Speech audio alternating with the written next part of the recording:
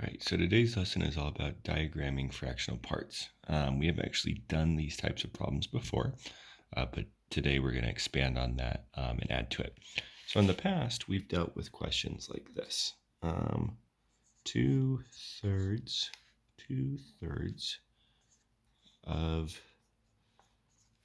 the students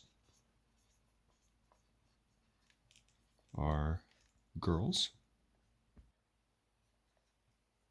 and then there are 30 students. How many boys, let's say? Let's switch it up a little bit. So when it says diagram this type of statement, right, we always start with just a big old box, in which the box always represents the total. So in this case, this would be 30 students. And then we can use the fraction and the information we're given to diagram the rest of the statement, right? So in this case, it's 2/3. So our box is split into 3 equal groups. 2 of those represent girls, and 1 of those represents boys. Then we take the total divided by the denominator, so 30 divided by 3 means that each one of these boxes represents 10 students, and the rest kind of solves itself. So there would be 10 boys and 20 girls, right? Today's lesson is a little different though. So here's an example. 2/5 of the class is boys. There are 8 boys. How many students are all together? So instead of having the total and finding a part, today's lesson focuses on, if you're given a part, how do you find the total? So we still start off the same way. Draw your box for your diagram. So the box still always represents the total. But in this case, we don't know the total. So right now, the total is a mystery. We have a mystery number of students. But the way we solve it is relatively similar. We still know that this entire class is split into 5 equal groups. Remember, the denominator tells you how many equal groups you're splitting it into. So we're splitting it into 5 equal groups. So 1, 2, 3, 4, 5.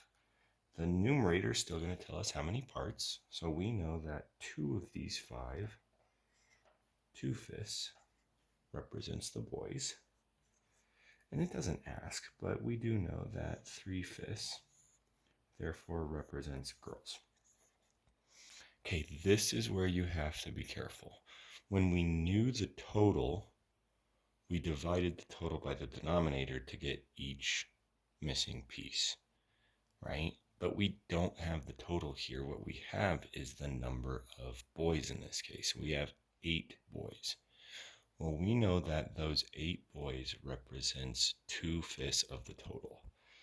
So 8 boys represents 2 of these boxes.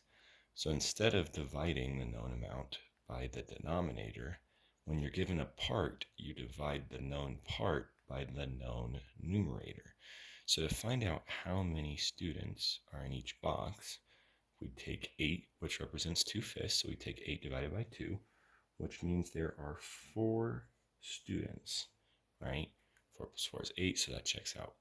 Well, these are equal groups, so if 1/5 is 4, all the fifths are 4. So we've got 4, 4, 4, 4, 4. And now we can answer any question we want. How many students are all together? Well, that would be 5 groups of 4, or 4 times 5, which would tell us that there are 20 students altogether. And then if it asked how many girls are there, 3 times 4 is 12. We can always make sure, right, if this is true, then our parts should add up to our total, and 12 plus 8 is 20, so it checks out. All right, we're going to look at one more problem that you have to be a little more careful with. All right, so here's our next example. I'm going to read it, and if you want, pause the video and see if you can figure out what's a little tricky about this problem. So it says 3/4 of the pets were dogs. There are 12 cats. How many pets altogether? So think about that for a second while I start setting up our diagram. So we've got our box. Our box represents the total, which in this case is the mystery number of pets. We don't know how many pets there are. And then I can go ahead and figure out how many equal groups we have because that's always the denominator. So we're dealing with fourths here, so we're splitting it into 4 equal groups. Now, hopefully, you've had a chance to think about what's a little deceiving about this problem. And if not, we'll talk about it in just a second. So we know that 3 of these 4 groups is dogs, which therefore means 1 of these 4 is cats. So what's deceiving about this problem? What's deceiving is they gave you the fraction of dogs, but then they gave you the total, or not the total, the actual count of cats. So if we were to use the 3/4 with the 12, we would not solve this problem correctly because 3/4 does not match up with 12 because 3/4 is dogs. What matches up with 12 is 1/4, right? So we take our known amount. Remember, we divide by the numerator, not the denominator. That's another piece you have to be careful with because we could divide 12 by 4, but that would not give us a correct answer. So instead, we're taking 12 divided by 1, which is just 12. So 12 cats represents 1/4 of all the pets. These are equal groups, so if 1/4 is 12, all the fourths are 12. So then we can figure out the information we're asked. There are 12 cats. Doesn't ask, but we can go ahead and figure out that there would be 36 dogs. And for a total of 4 times 12 is 48 pets. So we had to be careful and make sure that our fraction matched up with the correct amount. If 3/4 were dogs, we needed to assume or figure out that 1/4 would be cats and then use that information to set it up.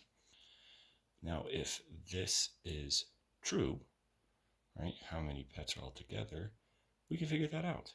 If it says 3/4 of the pets are dogs, and we said that there are 36 dogs, then that means that 3/4 of 48 should equal 36.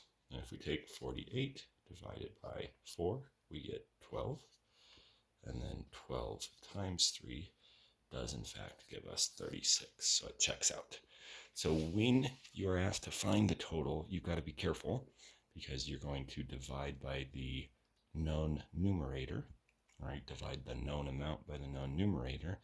Whereas if you have the total, you divide the total by the denominator, right? 48 divided by 4 gives us 12, right? Or 12 divided by 1 gives us 12. So you just got to be careful in whether you're asked to find the total or if you're given the total because how you solve those two types of problems is slightly different.